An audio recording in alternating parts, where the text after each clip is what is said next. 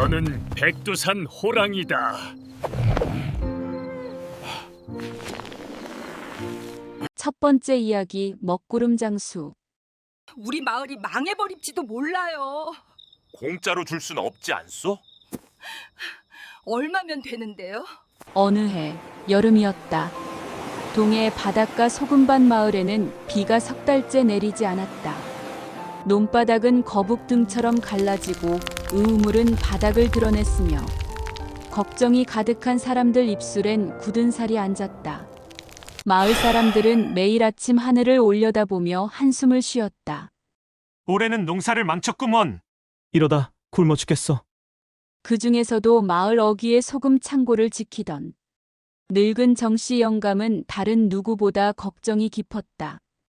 그의 소금반 역시 말라붙어 소금 결정이 제대로 맺히지 않았고 창고에 쌓인 소금은 바닥을 보이기 시작했다.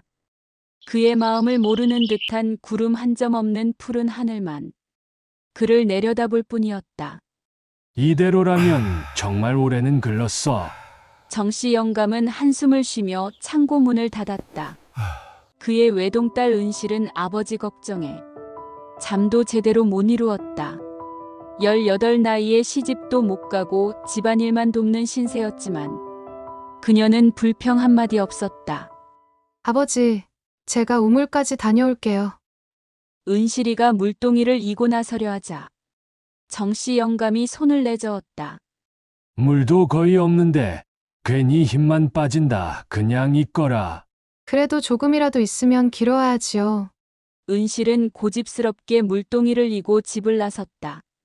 부지런히 걸었음에도 마을 우물가에는 이미 여인들이 모여 있었다. 줄을 서서 기다려 했어. 두레박에 길어올린 물은 손바닥만 했다. 이게 무슨 물이야?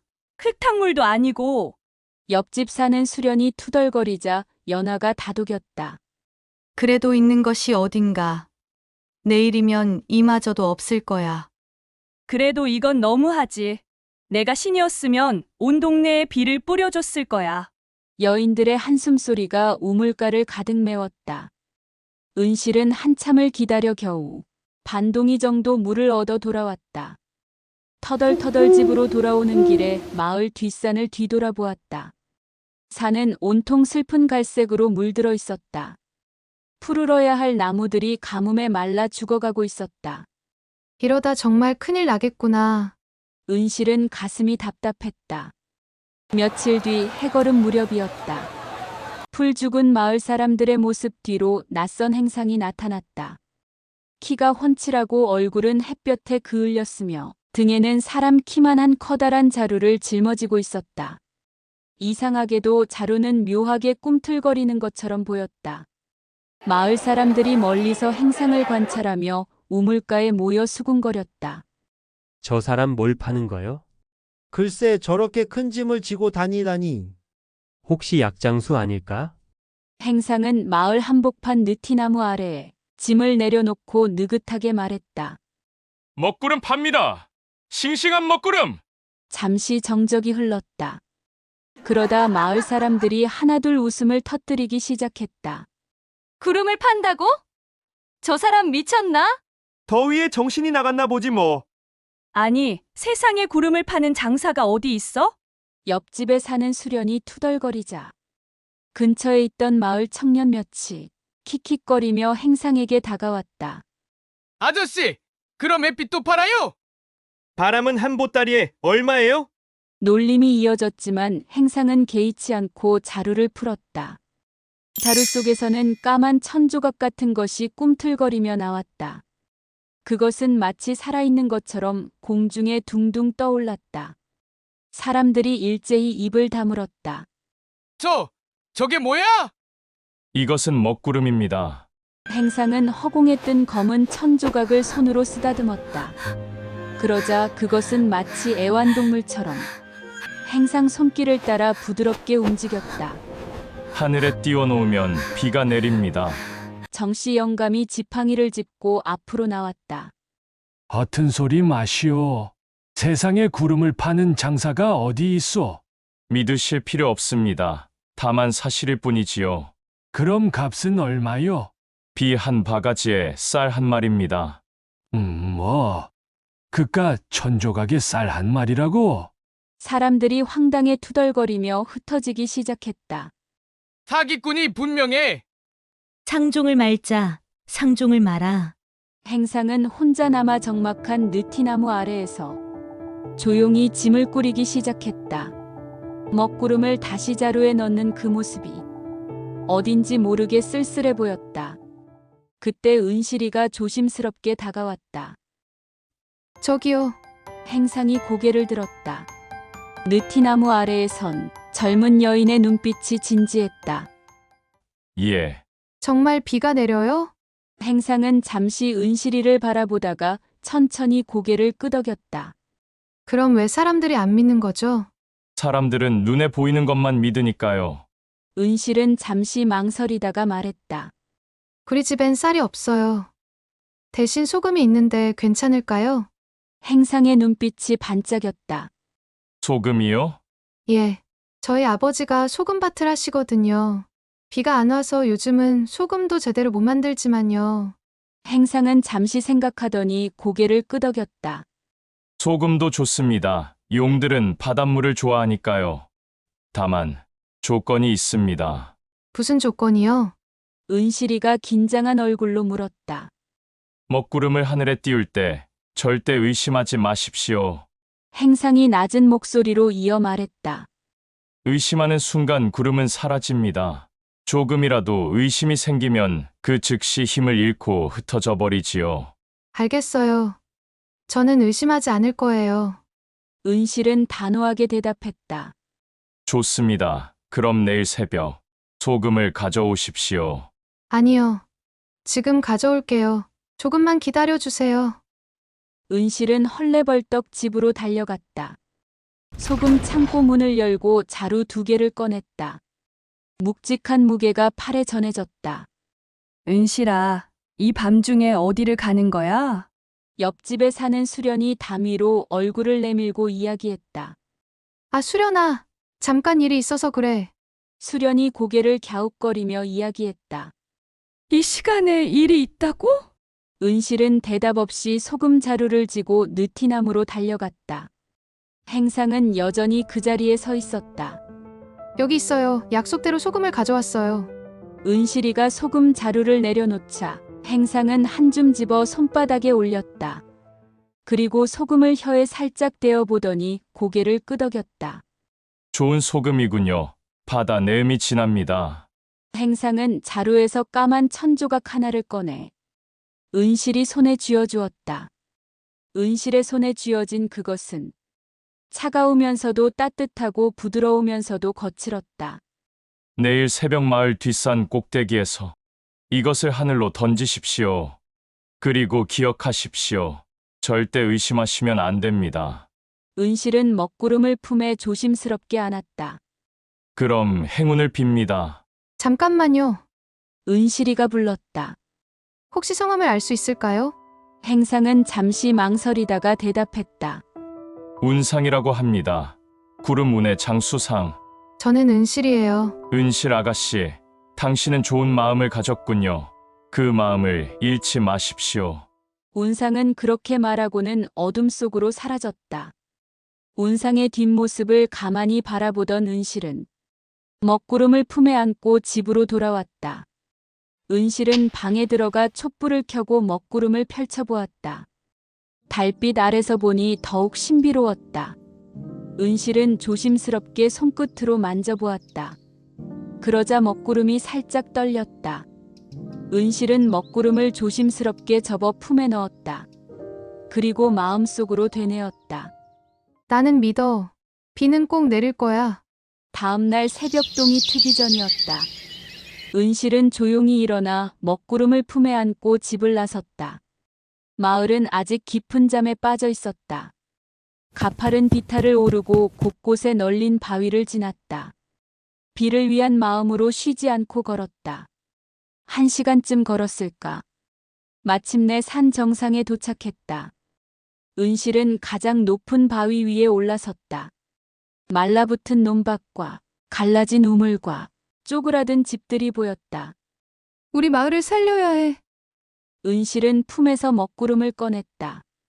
새벽 햇살을 받은 먹구름은 더욱 신비롭게 빛났다.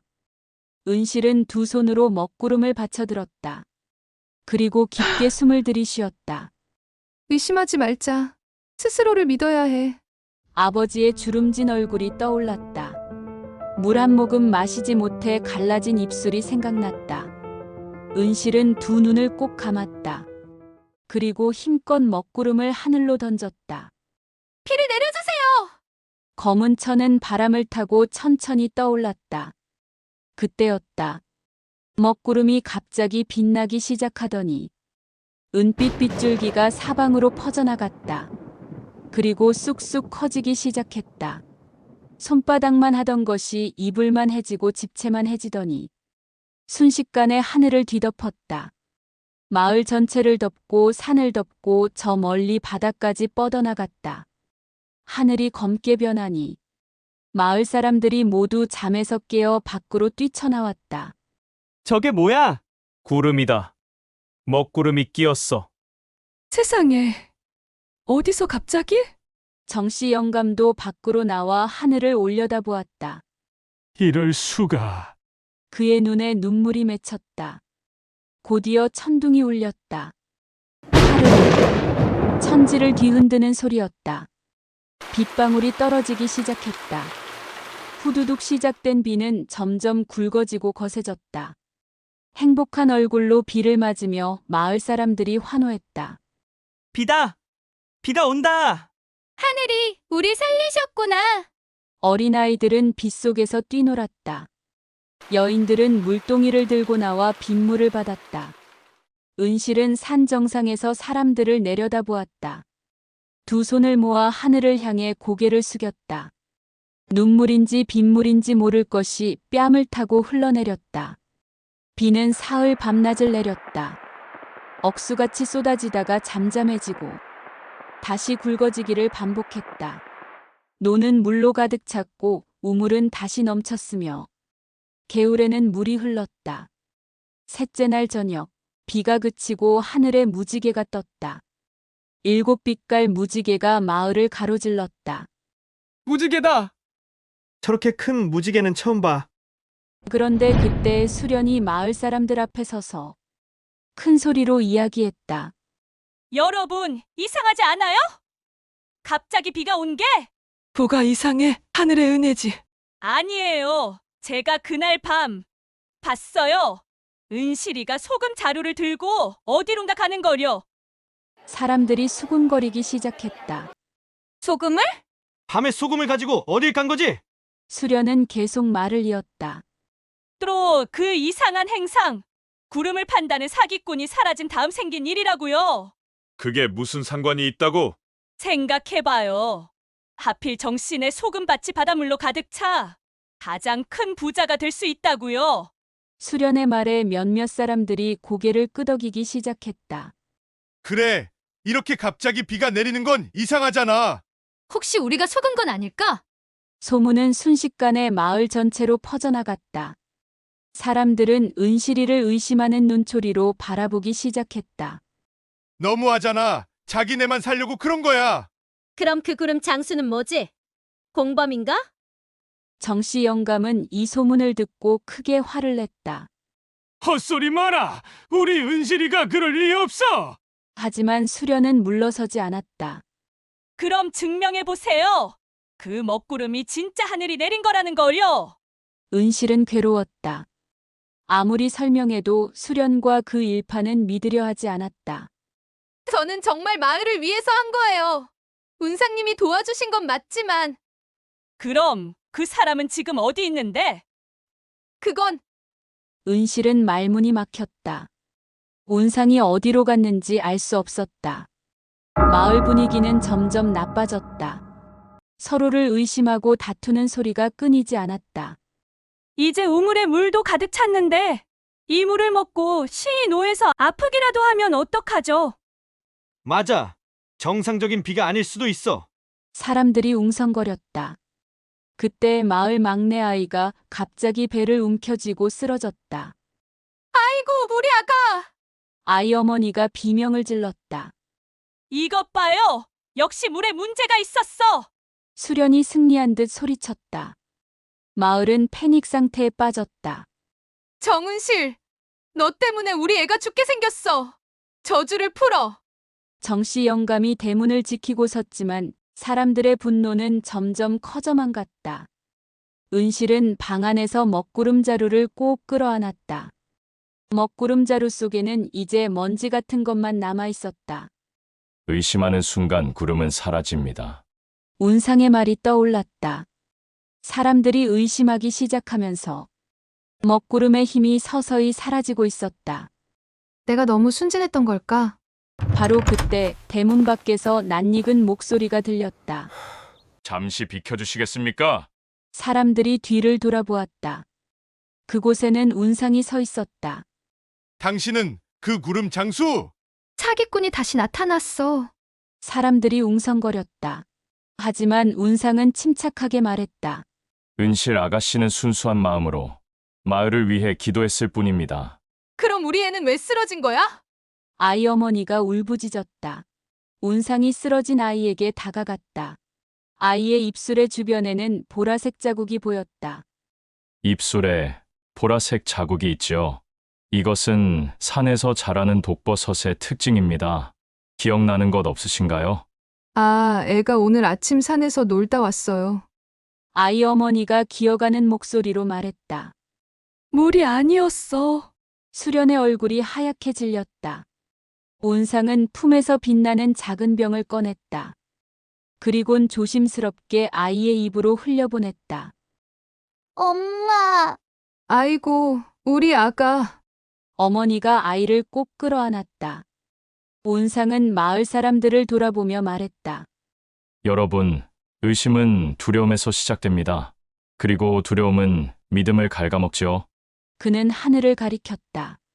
먹구름은 특별한 마법이 아닙니다. 단지 순수한 믿음에 하늘이 응답한 것뿐입니다. 그럼 왜 지금은 아무 일도 일어나지 않는 거죠? 누군가 물었다. 여러분이 의심하기 시작했기 때문입니다. 믿음이 사라진 곳에는 기적도 사라지는 법이죠. 운상의 말에 사람들은 고개를 숙였다. 수련도 창피한 얼굴로 땅을 바라보았다. 은실이 떨리는 다리로 밖으로 나왔다. 사람들의 시선 끝에선 은실의 손바닥에서 신기하게도 빛이 나기 시작했다. 먼지처럼 사라졌던 먹구름이 다시 모여들고 손바닥만한 크기로 형태를 갖추기 시작했다. 이것은 당신의 것입니다. 운상이 말했다. 믿음을 잃지 않은 사람에게는 언제나 두 번째 기회가 주어지는 법이지요. 사람들이 숨죽여 그 광경을 지켜보았다. 그 뒤로 수련이 앞으로 나섰다. 그녀의 눈에는 눈물이 고여 있었다. 은실아, 미안해. 내가 너무 질투가 났어. 수련의 목소리가 떨렸다. 너는 착하고 부지런하고 사람들이 모두 좋아하잖아. 나는 항상 불평만 하고 투덜거리기만 했어. 그래서 내가 밉고 시기가 났던 거야. 수련아. 그래서 모두에게 의심을 심었어. 정말 미안해. 은실은 수련의 손을 양손으로 꼭 잡았다. 괜찮아, 수련아. 나도 무서웠어. 혹시 정말 속는 건 아닐까? 계속 의심이 들었어. 그런데도 믿었어? 그럼 믿기로 내가 선택한 거야. 두려웠지만 믿지 않으면 아무것도 변하지 않을 것 같았거든. 그때였다. 갑자기 하늘에서 이상한 소리가 들렸다. 사람들이 고개를 들어 하늘을 바라보았다. 저 멀리 구름 사이로 무언가 긴 그림자가 움직이고 있었다. 저게 뭐야? 용이다! 구름 사이로 거대한 용의 모습이 스쳐 지나갔다. 비늘이 햇빛을 받아 은빛으로 반짝였다. 이제 서로를 헤아리는 법을 알았으니 마을에는 복이 내릴 것이다. 큰 울림 같은 목소리로 이야기를 한 용은 마을을 한 바퀴 돌고는 구름 속으로 사라졌다. 사람들은 넋을 잃고 하늘을 바라보았다. 정말 용이 있었구나. 은실이가 한 말이 다 사실이었어. 그해 가을 논에서 난 벼는 유난히 튼튼하고 알이 굵었다. 한 포기에서 보통 때보다 2배나 많은 이삭이 나왔다. 이런 풍년은 태어나서 처음 봐. 사람들은 수확한 쌀을 보며 감탄했다. 비를 맞고 자란 쌀로 지은 밥을 먹으면 병든 사람이 나았고, 아이를 갖지 못하던 부부에게 아이가 생겼으며 장사가 번창했다. 사람들은 산 정상에 작은 제단을 만들었다. 은실이가 먹구름을 하늘로 던진 바로 그 바위 위에. 그리고 매년 가을 수확이 끝나면 마을 사람들이 모여 감사의 제사를 지냈다. 그리고 은실이의 이야기는 전설이 되어 대대로 전해졌다. 세월이 흘러 은실이가 100발이 된 어느 날이었다. 그녀는 손자 손녀들에게 둘러싸여 마루에 앉아 있었다.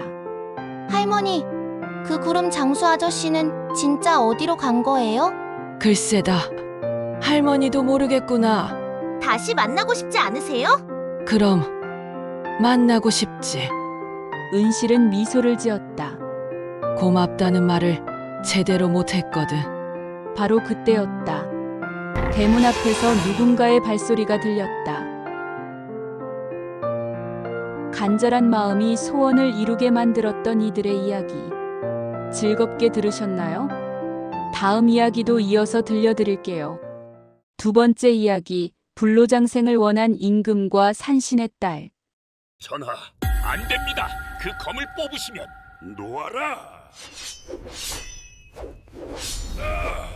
모두에게 벌주듯 쏟아내리던 물줄기가 멈추고 바위 표면에 붉은 부적이 불길처럼 타올랐다.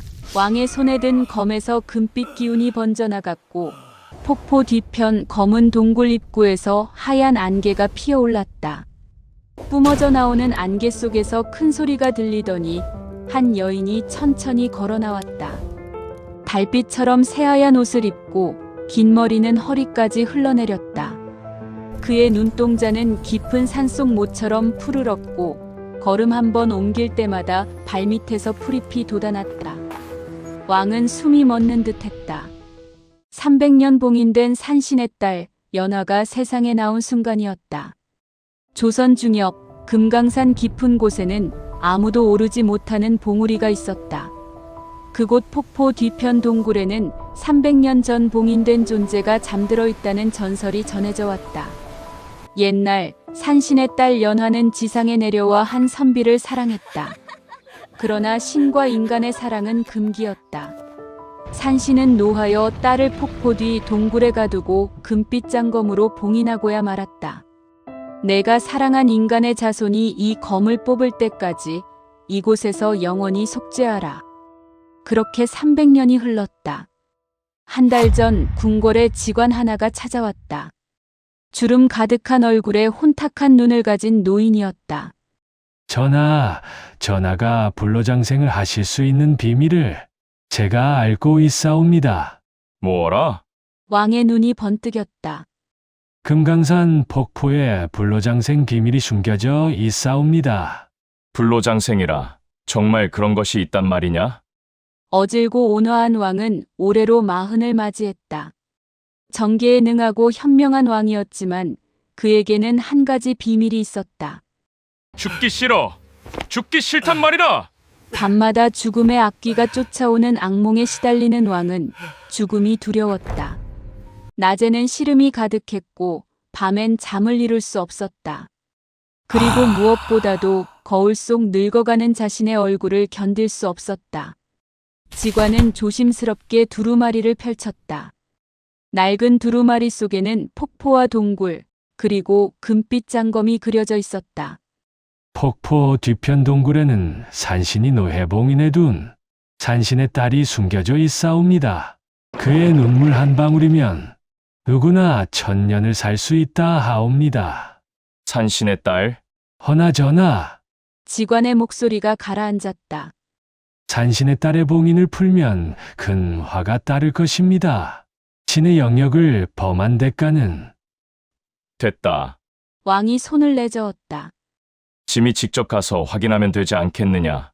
1000년을 산다면 짐은 무슨 화라도 감수하겠노라. 왕비가 곁에서 조용히 말했다. 전하, 신중히 생각하소서. 신의 일에 함부로 손대는 것은. 왕비도 그런 소리를 하는가? 짐이 오래 살아야 이 나라가 태평하지 않겠소. 왕의 말에 왕비는 하려던 말을 멈추고 굳게 입을 다물었다. 하지만 왕비의 눈에는 불안이 깊게 서려 있었다. 보름 후 왕은 금강산으로 향했다. 이 상황을 꼭 해결하겠다는 굳은 마음으로 떠나게 된 여정이었다. 저기 폭포가 보입니다. 산을 넘고 바다를 지나 마침내 사냥꾼이 손으로 가리킨 곳이었다.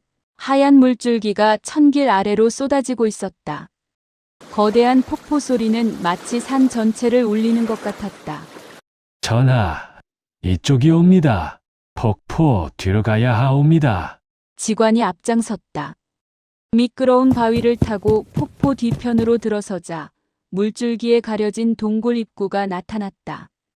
동굴 앞 바위에는 붉은 부적이 가득 붙어 있었고 그 한가운데 금빛 장검 하나가 꽂혀 있었다. 도착한 듯 하옵니다. 전하, 저 금빛검을 뽑으시면 봉인이 풀린다는 것이지? 왕이 망설임 없이 검에 손을 뻗었다. 전하, 잠깐만 기다리소서. 직관이 왕의 팔을 붙잡았다. 네, 이놈, 무엄하다! 전하, 봉인을 푸시면 전하께 저주가 안 내릴 것이옵니다. 진 인간의 탐욕을 용서치 않을 것이옵니다. 왕은 직관의 손을 차갑게 뿌리쳤다. 짐은 왕이다. 천명을 받은 몸이거늘 어찌 산신 따위가 짐을 해야겠느냐? 왕은 직관에게 큰 소리로 호통을 친 다음 검을 움켜쥐고 있는 힘껏 잡아당겼다. 누구냐? 감히 봉인을 푼 자가! 연화의 목소리는 맑은 계곡물 소리 같았지만 차가운 분노가 서려 날카로웠다. 당황한 왕은 한 발 뒤로 물러섰다. 연화의 눈을 보는 순간 본능적인 두려움이 밀려왔다. 하지만 곧 탐욕이 두려움을 짓누르고 말았다. 이 나라의 주인을 마주하거늘 얘를 모른단 말이냐? 뭐라? 감히 왕의 앞에서 눈을 들다니 그대의 눈물을 얻으러 왔노라. 내 눈풀! 연화가 고개를 갸웃했다. 300년을 이곳에 갇혀 있었거늘 내 눈물 따위 남지 않았느니라.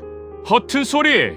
직관이 말하길 그대의 눈물 한 방울이면 1000년을 살 수 있다 하였다. 연화는 왕을 물끄러미 바라보았다. 그 시선이 왕의 영혼 깊숙이 파고드는 듯했다. 탐욕스러운 인간이기 짝이 없구나. 내가 치를 대가가 두렵지 않느냐? 내가 한나라의 왕이 대가를 치른단 말이냐? 연화는 대답하지 않았다. 다만 입가에 쓸쓸한 미소를 띠고 왕을 응시할 뿐이었다. 사냥꾼들아! 왕이 손짓했다. 사냥꾼들이 달려와 연화의 팔을 붙잡았다. 이 여인을 궁궐로 데려가라. 반드시 구슬 항아리에 가두어 두어야 한다. 구슬 항아리 말이옵니까? 그래, 직관이 준비해 둔 것이 있을 것이다. 직관은 사시나무 떨리듯 떨리는 손으로 보따리를 풀었다. 보따리 속에는 신비로운 번쩍임이 드러나는 백자 항아리가 들어있었다. 이 항아리는 신의 기운을 가두는 그릇이옵니다. 허나 전하. 그만! 더 이상 말하지 마라! 연화는 저항하지 않았다. 다만 왕을 바라보는 눈빛이 점점 차갑게 식어갔다. 그날 밤 궁궐 후원 연못가에 작은 정자가 세워졌다. 정자에는 구슬 항아리가 놓였고 항아리 안에는 연화가 몸을 웅크린 채 갇혀 있었다. 왕비가 바쁜 걸음으로 연못가로 왔다. 정자한 항아리를 보는 순간 왕비의 얼굴이 차갑게 굳었다. 전하, 저게 도대체 무엇이옵니까? 신령한 존재를 가둔 것이오. 염려 마시오. 신령한 존재라니요. 전하, 신의 노여움을 사시면 어쩌시렵니까? 그만! 왕이 목소리를 높였다. 왕비는 짐의 뜻을 따르기만 하면 되는 것 아닌가? 더 이상 간섭하지 마시오. 왕비는 입술을 깨물었다. 항아리에서 희미한 푸른 빛이 새어나왔다. 그 빛을 보는 순간 왕비는 알 수 없는 한기를 느꼈다. 그날 밤부터였다. 왕비는 눈을 감아도 잠을 들 수 없었다. 매일 밤 왕비의 꿈속에 하얀 여인이 나타나 자신을 가만히 노려보는 것이었다. 그 눈빛은 너무나 매서웠고 늘 왕비는 식은땀을 흘리며 깨어나게 되었다. 전하, 도저히 참을 수 없었던 왕비가 떨리는 목소리로 왕을 찾아갔다. 무엇이오? 전하, 부디 저 항아리를 치워주실 수 없겠사옵니까? 내 불로장생을 맡기라도 하겠단 말인가? 그럴 리가 있겠사옵니까? 다름이 아니라 제가 요즘 밤마다 악몽에서 깨어나옵니다. 하지만 두려운 것은 그것이 꿈처럼 느껴지지가 않사옵니다. 왕은 코웃음을 쳤다. 꿈은 꿈일 뿐이오. 약한 소리 하지 마시오. 하지만 그날 이후로도 왕비의 악몽은 계속되었다. 그리고 며칠 뒤부터 왕비는 밥도 먹지 못하게 되었다. 얼굴은 눈에 띄게 창백해졌고 눈가에는 그림자가 짙게 드리웠다. 왕비마마, 진지를 들이시옵소서.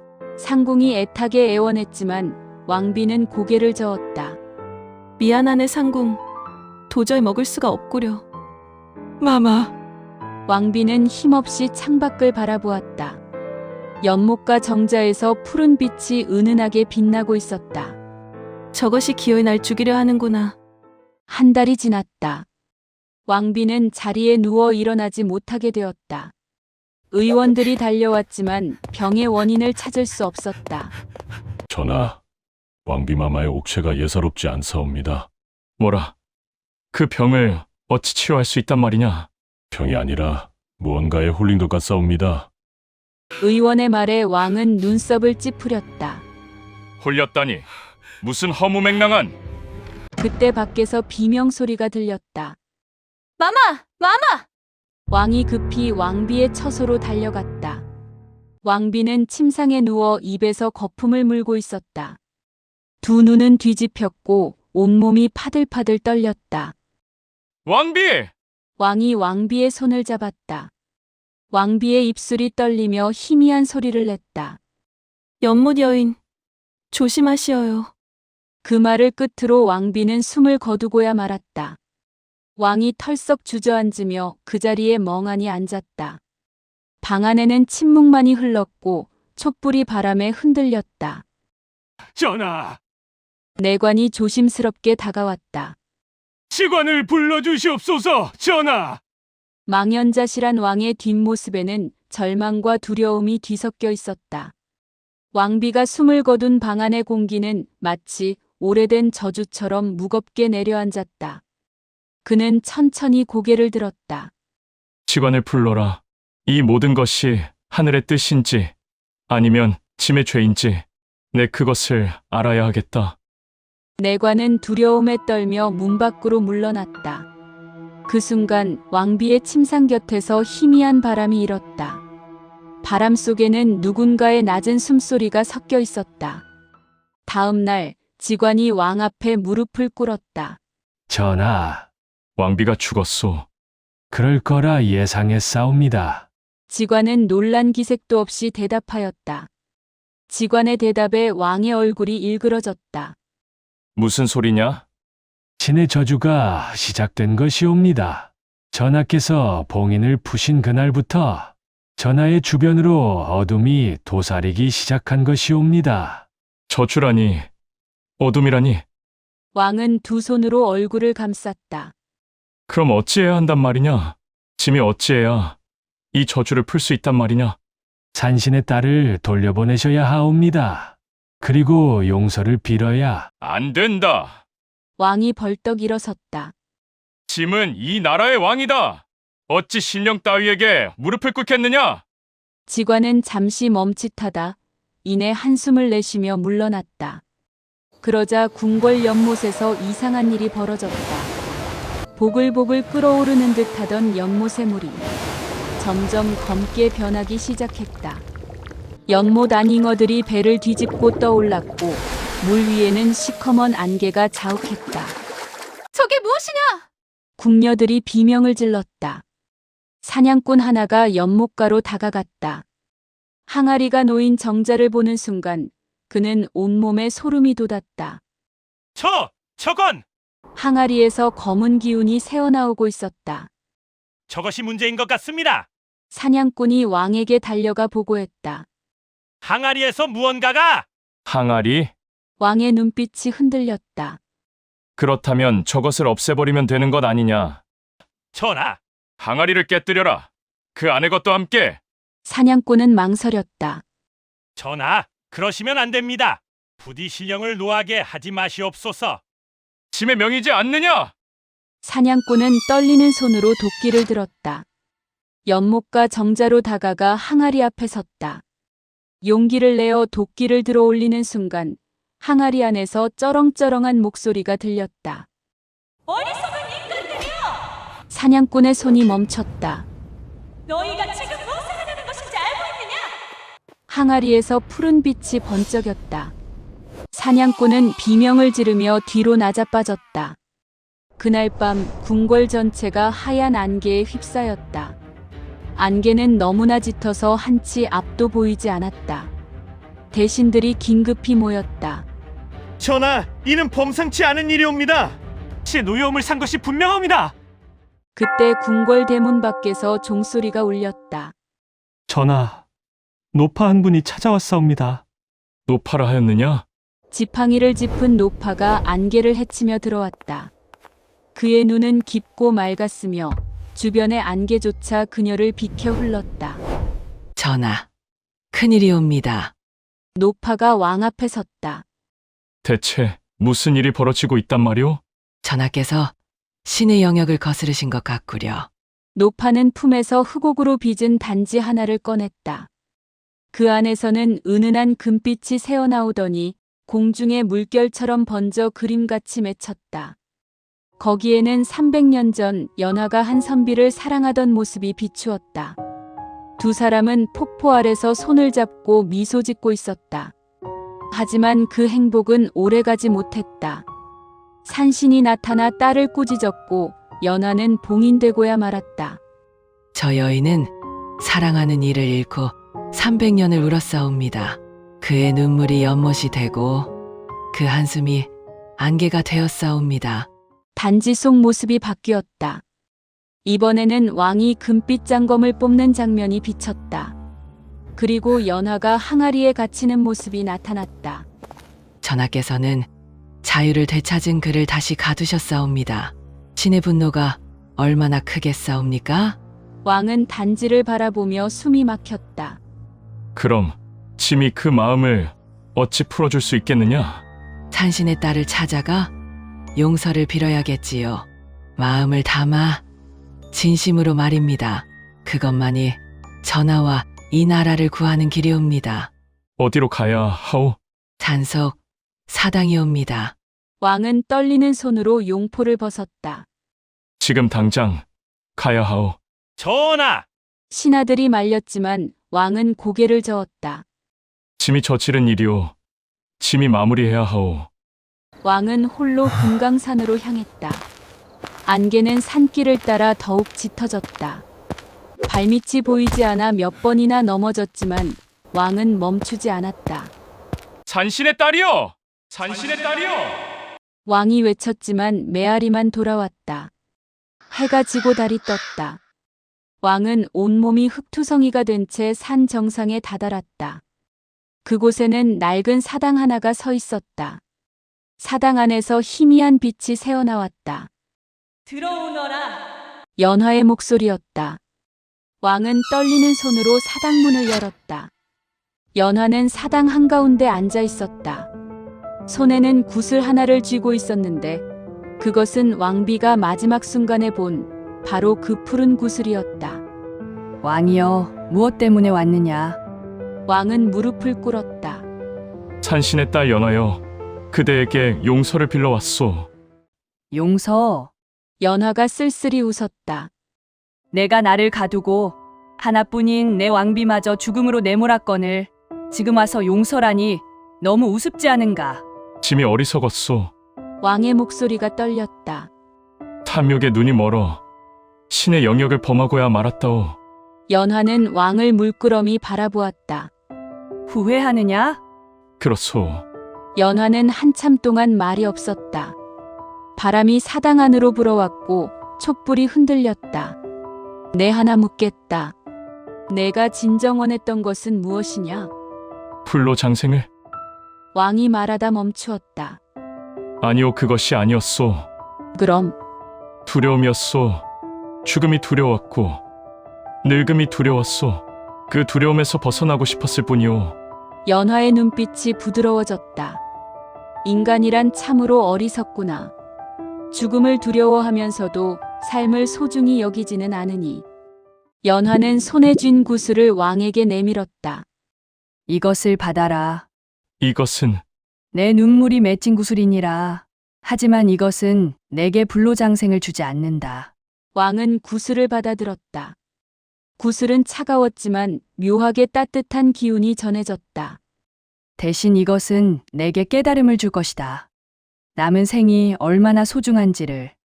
왕의 눈에서 눈물이 흘렀다. 감사하오. 돌아가거라. 그리고 남은 날들을 후회 없이 살아라.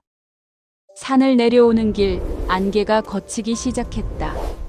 하늘에서 달빛이 쏟아졌고 산길이 은빛으로 물들었다.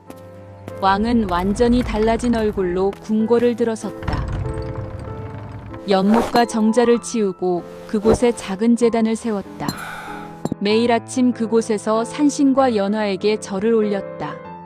왕비여, 그대의 뜻을 이제야 깨달았다오. 왕은 연못을 바라보며 중얼거렸다. 연못물은 다시 맑아졌다. 물속에서 잉어들이 유유히 헤엄쳤고 연꽃이 피어올랐다. 그날 밤 왕은 꿈을 꾸었다. 꿈속에서 왕비가 미소 지으며 말했다. 잘하셨어요, 전하. 왕비의 모습이 흐려지고 그 자리에 연화가 나타났다. 연화는 고개를 끄덕이며 사라졌다. 왕은 눈을 떴다. 창밖으로 아침 햇살이 쏟아졌다. 왕은 구슬을 꺼내들었다. 구슬 속에는 작은 연꽃 한 송이가 피어 있었다. 그래, 남은 생을 소중히 살리라. 그 이후로 왕은 백성을 위한 정치에 힘쓰게 되었다. 밤낮 없이 민생을 살피고 억울한 이들의 목소리에 귀를 기울였다.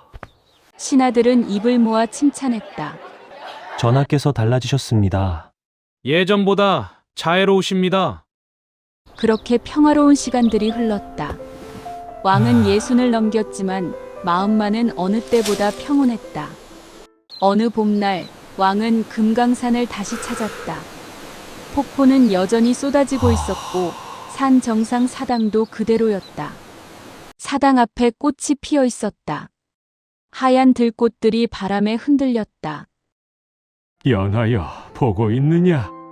왕이 중얼거렸다. 바람이 불어왔다. 따뜻하고 부드러운 바람이 왕의 뺨을 스쳤다. 그래, 내가 말한 대로 살고 있노라. 왕은 천천히 산을 내려왔다. 하늘에서 햇살이 쏟아졌고 숲속에서 새소리가 들렸다. 왕의 얼굴에는 평화로운 미소가 걸려 있었다. 탐욕은 저주를 부르지만 참회는 구원을 가져온다. 그것이 산신의 딸이 왕에게 준 마지막 가르침이었다. 두 번째 이야기도 즐겁게 들으셨나요? 저도 읽으며 참 재미있게 생각했던 이야기랍니다. 이제 마지막 이야기를 들려드릴게요. 세 번째 이야기, 만복을 주는 복주머니와 욕심쟁이 시어머니. 혼자만 욕심내어 복을 독차지하려고 하다니 괘씸한 녀석. 아니에요, 어머니. 오해입니다. 아니긴 뭐가 아니야. 썩 꺼지지 못해.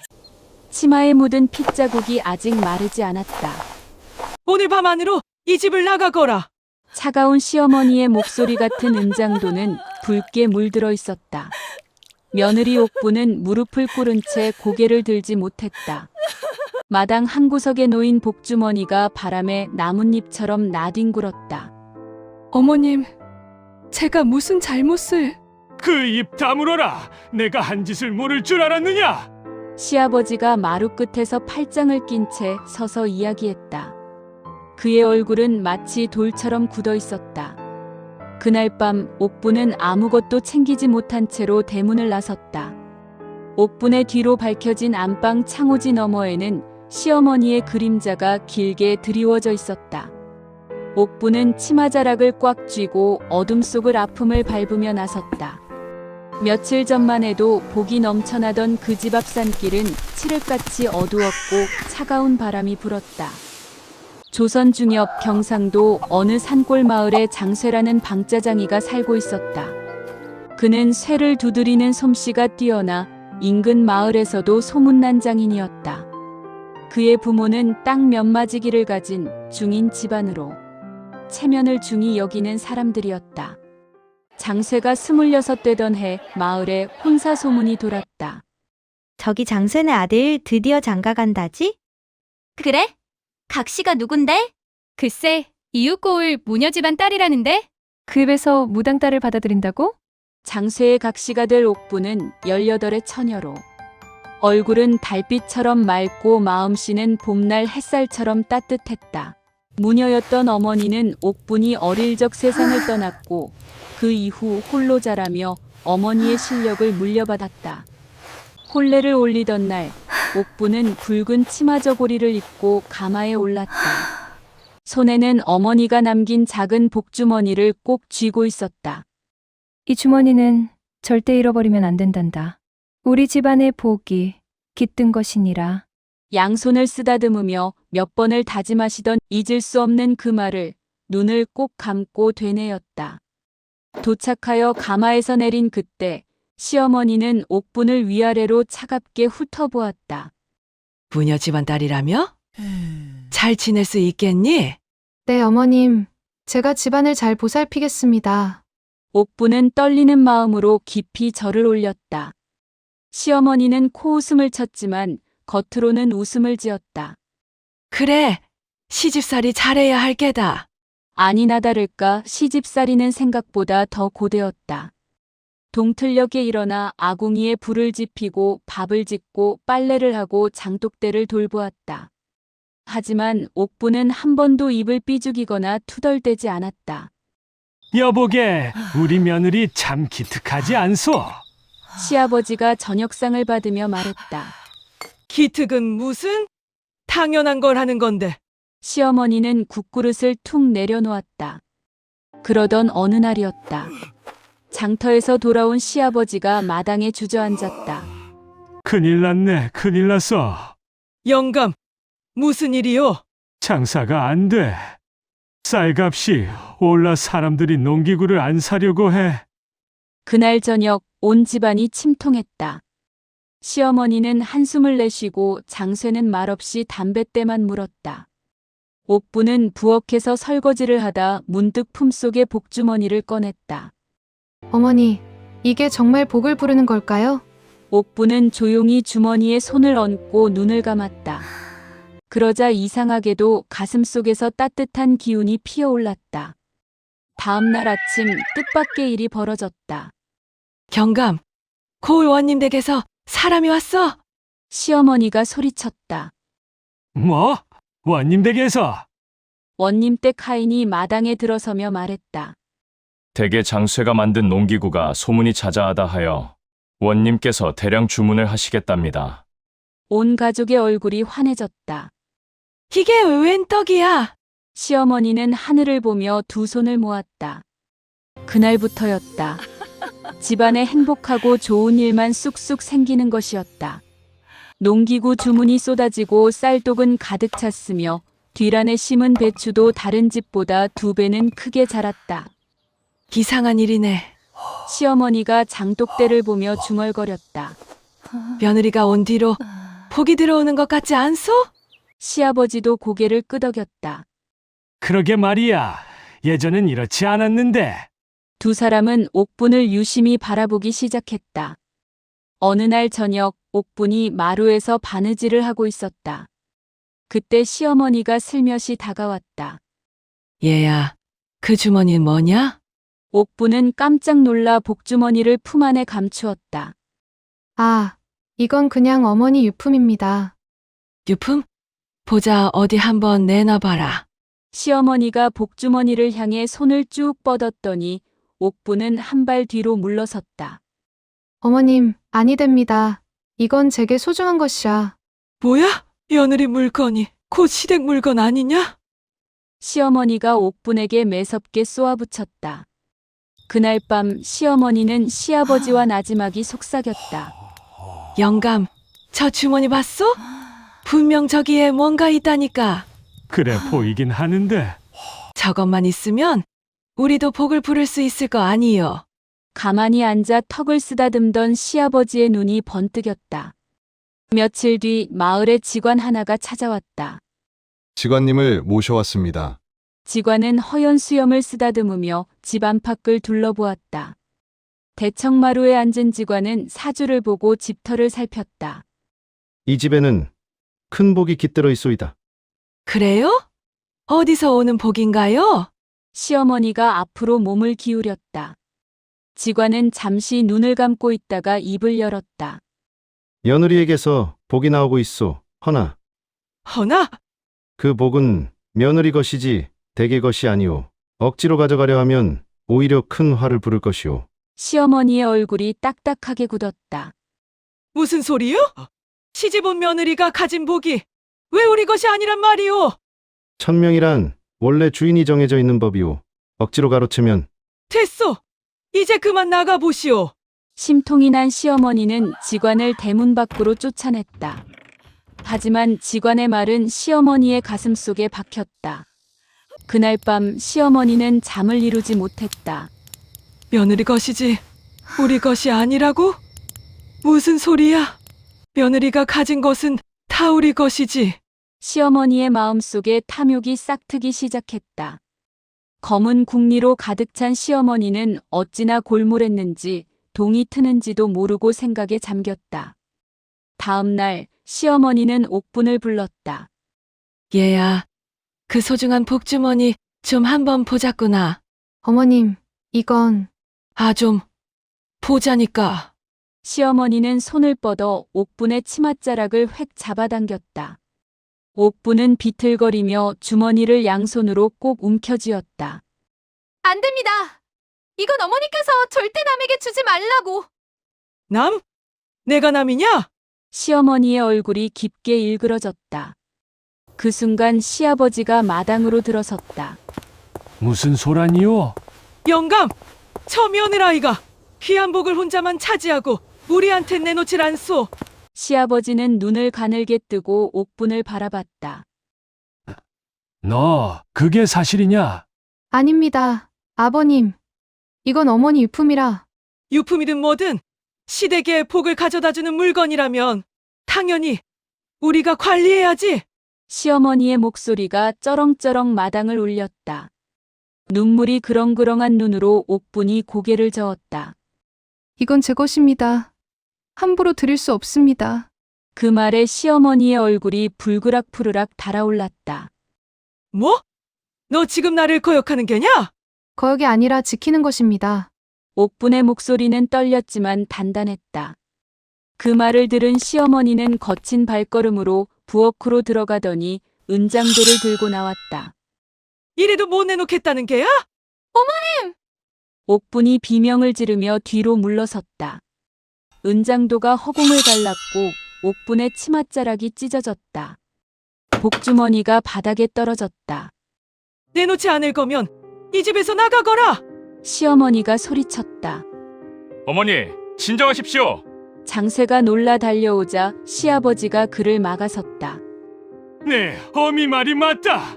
저런 며느리는 이 집에 둘 수 없어. 아버지, 무슨 말씀을? 그 입 다물어라. 이 집안의 가장인 네가 감히 며느리 편을 드느냐? 결국 그날 밤 옥분은 아무것도 가지지 못한 채 집을 쫓겨나고야 말았다. 복주머니는 탐욕스러운 시어머니 소나귀에 대롱대롱 매달렸다. 옥분은 대문을 나서며 집안을 천천히 둘러보았다. 어머님, 아버님, 후회하시게 될 거예요. 옥분의 말은 저주가 아니었다. 그저 슬픈 예언이었다. 며칠이 지났다. 시어머니는 복주머니를 품에 꼭 끌어안고 잠을 잤다. 하지만 이상하게도 그날부터 기다렸다는 듯 집안에 좋지 않은 일들이 벌어지기 시작했다. 먼저 장쇠가 쇠를 두드리다 손을 다쳤다. 아야! 쇠망치가 손등을 내리쳤고 상처를 따라 피가 흥건히 쇠를 덮었다. 장쇠야, 괜찮아? 도대체 이게 무슨 일이니? 시어머니가 불이 나게 달려왔지만 장쇠의 얼굴은 새하얗게 질려 있었다. 손이 제 말을 안 들어요. 뭐? 안 되겠다. 지금 당장 의원을 불러주마. 동네방네 수소문하여 의원을 불렀지만 소용없었다. 장쇠의 손은 점점 더 부어올랐고 심지어 손가락도 제대로 구부러지지 않았다. 이러면 일을 할 수 없잖아. 시아버지가 마당에서 소리쳤다. 다음 날은 뒷마당 우물에서 붉은 물이 나왔다. 이게 무슨 일이야? 시어머니가 벙찐 얼굴로 두레박을 내려다보았다. 물은 핏빛처럼 붉었고 썩은 내가 진동했다. 먹을 수도 없는 오물이 되어버리다니. 정말. 마을 사람들이 수군거렸다. 저 집은 며느리를 쫓아낸 뒤로 통 이상한 일만 생기는 것 같지 않소? 그러게 복덩이를 차버렸으니 화가 들어오는 게지. 시어머니는 그 소리를 듣고도 인정하지 않았다. 무슨 소리야? 며느리 하나 쫓아낸 게 뭐가 어때서? 하지만 그들을 비웃듯이 불행은 계속됐다. 장쇠의 손은 점점 더 나빠졌고 원님 댁에서 주문한 농기구를 제때 만들어내지 못하게 되었다. 원님은 노발대발하며 계약을 취소했다. 이 무능한 놈들! 다신 거래하지 않겠다!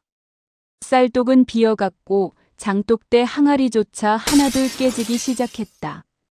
뒤란의 배추는 온갖 벌레가 갉아먹어 앞다투어 시들었다. 대체 이게 다 무슨 일인 건지. 시아버지는 마루에 멍하니 앉았다. 그렇게 하루하루 비참한 나날들이 계속되었다. 어느 날 밤 시어머니는 복주머니를 꺼내들었다. 분명 이게 복을 가져다 준다고 했는데. 한참을 복주머니의 입구를 잡고 망설이던 시어머니는 용기를 내어 주머니 안쪽을 열어보았다. 이게 다야? 두근거리며 열어본 주머니의 속에는 작은 거울 하나와 노란 천조각뿐이었다. 시어머니는 실망한 얼굴로 외쳤다. 이런 망할 며느리 같으니! 분노한 시어머니는 방구석으로 주머니를 내팽개쳤다. 그날 밤 뒤척이다 잠든 시어머니의 꿈에 하얀 옷을 입은 노파가 나타났다. 넌 정말이지 어리석은 사람이로구나. 누구시오? 복은 빼앗는 게 아니라 받는 것이니라. 네가 쫓아낸 며느리는 집안의 액을 막아주던 귀인이었다. 그게 무슨... 이제 넌 깨닫게 될 게다 탐욕의 대가라는 것을. 노파는 사라졌고 시어머니는 식은땀을 흘리며 깨어났다. 다음 날 아침 마을에 노승 하나가 들어왔다. 지팡이를 짚고 천천히 걷던 노승은 시어머니네 집 앞에서 멈춰섰다. 보시게, 이 집은 애군이 가득하구먼. 스님, 무슨 말씀이십니까? 마을 사람들이 모여들었다. 노승은 시어머니를 바라보며 말했다. 복을 지키던 사람을 내쫓았으니 화가 잔뜩 들어왔구려. 시어머니는 얼굴이 하얗게 질렸다. 스님, 그게 무슨... 며느리를 찾아 용서를 빌어야 하오. 그렇지 않으면 이 집안은 내가 끊길 것이오. 노승의 말에 시아버지도 마당으로 나왔다. 스님, 정말입니까? 며느리는 무녀의 피를 받아 집안의 액을 막고 복을 지키는 사람이었구려. 그런데 탐욕에 눈이 멀어 그를 쫓아냈으니 이제 본디 찾아오려던 액이 집안을 덮치는 것이오. 시어머니는 그 자리에 주저앉았다. 그럼 우리가 잘못한 건가요? 잘못이 아니라 죄를 지은 거라오. 노승은 고개를 저으며 말했다. 복은 감사함에서 오는 것이지 욕심에서 오는 게 아니오. 며느리를 찾아 진심으로 용서를 빌고 집으로 모셔오시오. 그것만이 이 집안을 살리는 길이오. 노승은 그 말을 남기고 떠났다. 시어머니는 얼굴을 두 손으로 감싸며 울기 시작했다. 내가 뭘 한 거야? 시아버지도 고개를 떨구었다. 우리가 욕심을 부린 거요. 며느리는 아무 잘못이 없었소. 장쇠는 다친 손을 움켜쥐며 말했다. 어머니, 아버지, 옥분이를 어서 찾아야 합니다. 그래야지. 시어머니는 치맛자락으로 눈물을 닦았다. 그날부터 시부모는 온 동네를 뒤져 며느리를 찾아 나섰다. 산을 넘고 개울을 건너 마을을 돌아다녔다. 하지만 옥부는 어디에도 없었다. 새아가가 어디로 갔을까? 시어머니는 지친 얼굴로 길가에 주저앉았다. 그때 한 아이가 다가왔다. 혹시 옥분이란 아씨를 찾으세요? 그래, 옥군이가 맞다. 내가 아느냐? 옥분 아씨는 절에 계셔요. 산 너머 종루가 있는 절이요. 아이는 손으로 산을 가리켰다. 시부모는 다시 힘을 내어 산길을 올랐다. 가파른 길이었지만 멈추지 않았다. 해가 기울 무렵 마침내 절의 종루가 보이기 시작했다. 그들의 마음을 위로하듯 종소리가 은은하게 울렸다. 저기다! 시어머니가 종루를 향해 뛰었다. 종루 아래 하얀 옷을 입은 옥분이 서 있었다. 어머님, 아버님. 옥분의 목소리는 차분했다.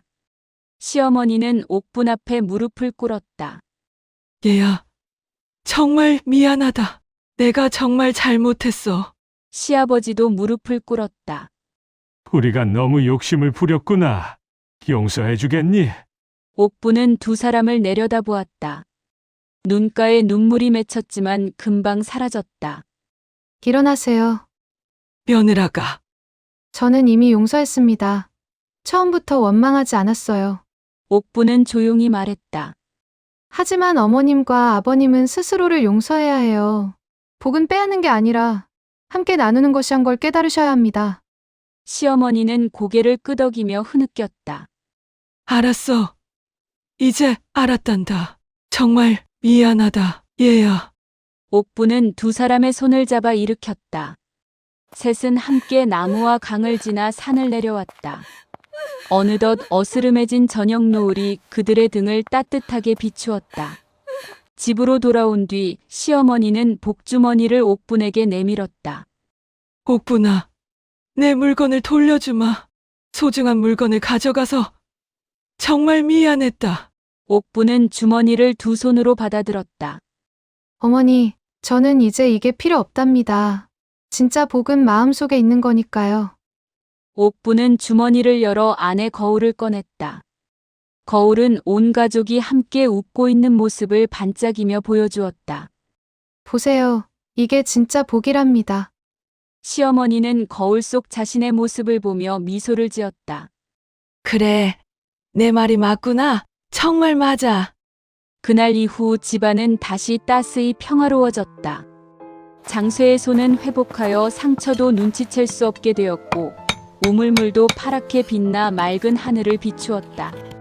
성실한 장쇠에게 농기구 주문도 물밀듯이 들어오기 시작했다. 하지만 가장 큰 변화는 시어머니의 마음이었다. 얘야, 오늘 국이 정말 맛이구나. 감사합니다, 어머님. 아니다. 내가 더 감사하지. 너 같은 복덩이가 어떻게 들어왔는지. 시어머니는 옥분의 손을 꼭 잡았다. 이 집에 복이 온 게 아니라 내가 있어서 우리가 복을 배우게 된 거구나. 옥분은 웃으며 고개를 끄덕였다. 추운 겨울이 지나고 따스한 봄이 왔다.